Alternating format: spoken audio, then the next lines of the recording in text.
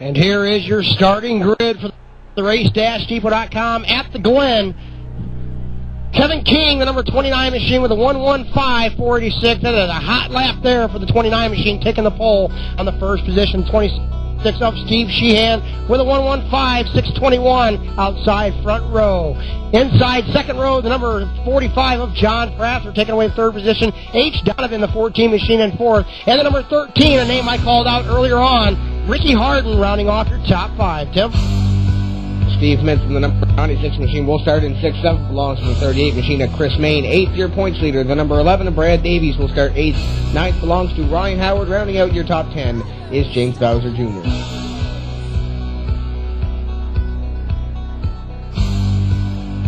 In 11th, Tyler Hudson, the 62, in the 12th position. Brad Keselowski, the 29, in 13th. Johnny Walters, the number 98, in 14th. And D. Vincent rounding off the top 15 in the number 95. Mike Goulet will start in the 16th place position. Denny Hamlin, the number 18, will start in 17th. 18th belongs to the 68 machine of Tim Wiles. Jamie Valentine, the AC Delco Chevrolet, will start in 19th. Rounding out your top 20 is Ethan Crandall. And Danny Denera in the back of the field, the 30 machine, in 21st. Craig Burmeister, the number 34, in 22nd. Mike Goopkuntz, the 44, in 23rd. And the 08 machine of Deke McCaskill, 24th. And then Donnie Leah, the 78, rounds off your top 25.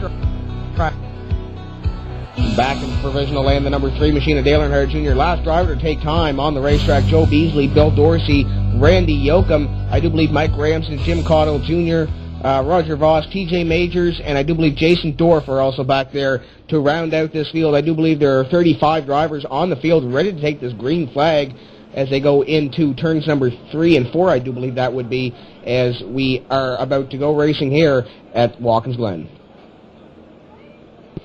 Well, there's a little bit of every kind of racing you need right here at the Glen. 11 turns, left, right. You got some snakes to drive through.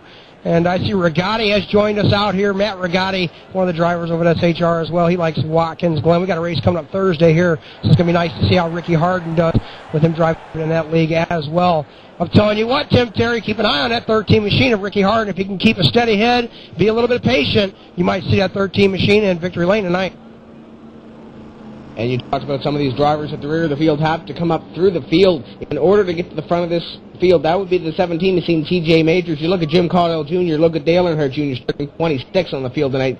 You look at Craig Burmeister, Mark Goodkunst right now in the back of this field. You have Denny Hamlin even starting 17. So a lot of these drivers out back looking to get up to the front of the field, and they will have to do it over these 41 laps and see what they can do. Maybe they can get some positions on pit road under that caution flag. We will have to see as these guys are in the turn 11, 12, or turns 10 and 11 complex about to go green flag racing.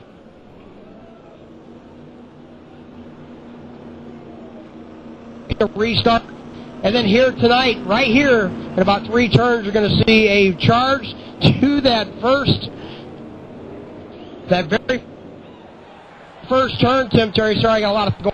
That turn is going to be a doozy. Scott Fairman, get a nice fixed camera down there, see what we got going. Green flag is going to fly. 41 laps at the Glen. Brought to you by race-depot.com. As Kevin King and Steve Sheehan going to come down the hill into a hard right-hand turn. This will be a hard braking as you see the front end of the trucks drop on down. These guys this is the main turn they want to get through. As you see Sheehan and King get single file. A few trucks back there side by side racing. Keep an eye on the 53 machine of Bobby Brown in the 11th position, and he is working his way up there. Single file racing coming up the hill. Tim Terry. And back there also that number 34 machine of Craig Burmeister trying to make a move on the number 38 machine. That would be Chris Main. And also the number 11 machine, that would be the University of Miami Hurricanes machine trying to make a move on that number 96 machine.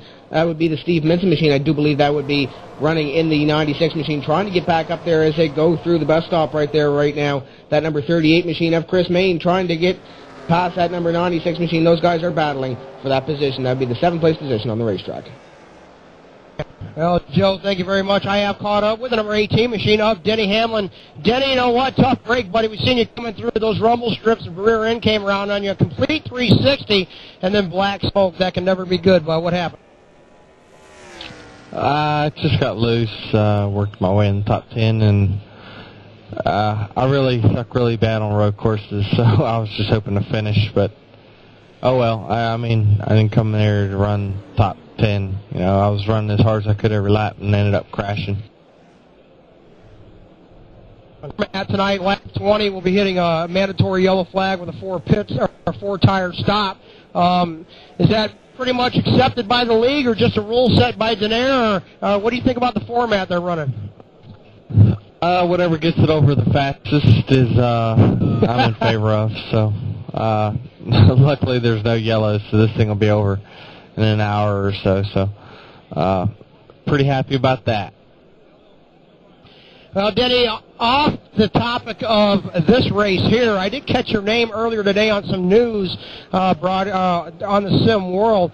Is it true, the last standings I see, you were on the pole for the FLM Golden Palace 400? Is that true?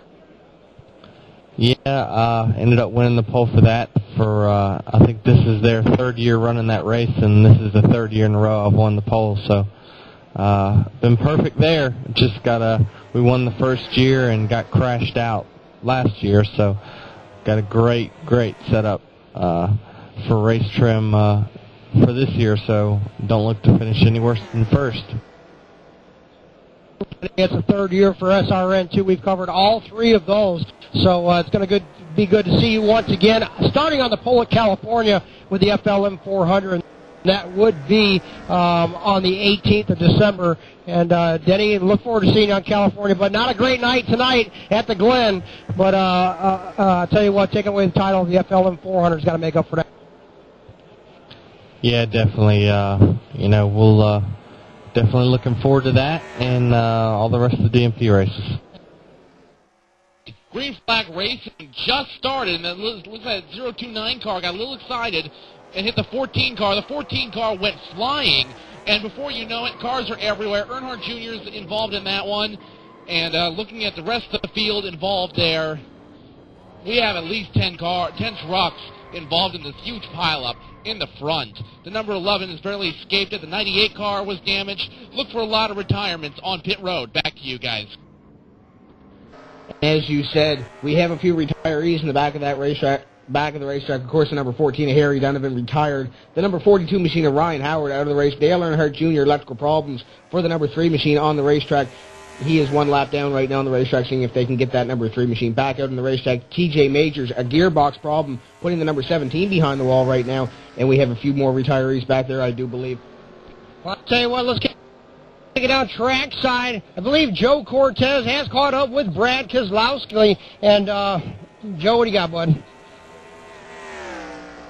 Thank you. I'm sitting here with Brad Keselowski. Is that correct pronunciation of your name, or?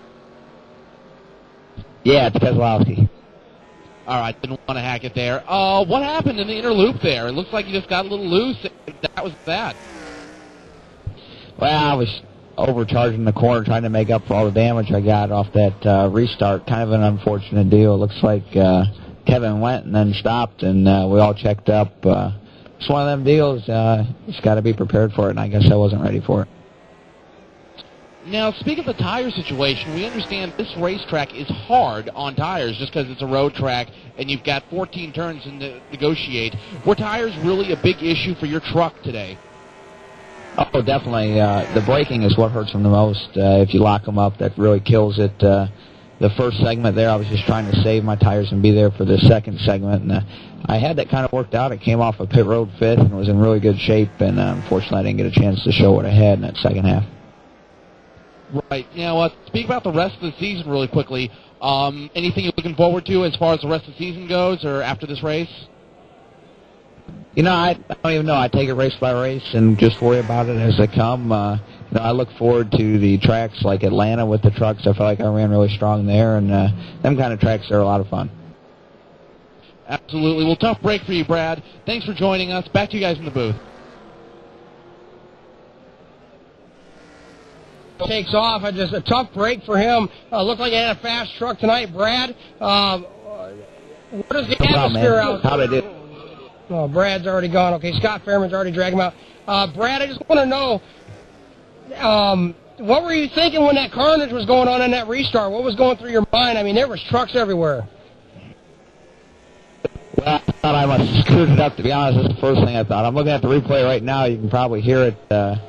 It looks like Kevin went and nobody else did, and then when they did go, Kevin stopped. I I know, just one of those weird deals, and you can't really be mad at anything. Well, Brad, what I was seeing up here in the booth was I think everybody for a split second forgot that the yellows were off because all of a sudden everybody started gearing up and smoking the tires. I think we even seen Majors drive backwards on the track and do a 180 and get going again. What was going through your mind? Well, I was just, I knew that we were still under green, and I was just trying to regroup and get going as quick as I could, and once I did, I was damaged so bad it really didn't make a difference. Brad, once again, tough break for you, buddy. We'll look for you next week when DMP returns with us here on SRNtv. Good luck to you. And Tim Terry, I'll tell you what, another driver falling prey to the sandbox, losing that rear end and going into the wall. King is going to come down into this hard right-hand turn, and this is what it's all about, coming to the checker flag as he hits the rumble strips. Kevin King is going to win the DMP Race-Depot.com Watkins Glen. And I'm going to tell you what, one tough race. Tim Terry had carnage on the track, trucks in the sand, Kevin King out front, even Majors doing a 180 backwards down the front stretch. I think we've seen it all. You said it, Tommy. You like action. You got it all here at the DMP Cup Series. The Race-Depot.com at the Glen provided it here tonight, and maybe this will be just a little prelude of what's going on maybe next week at Texas as these guys go on December 13th to DMP Series at Texas for Race-Depot.com. So these guys here are getting ready for Texas next week. We got a tight points battle in between Kevin King and Brad Davies. Hey, we got it all.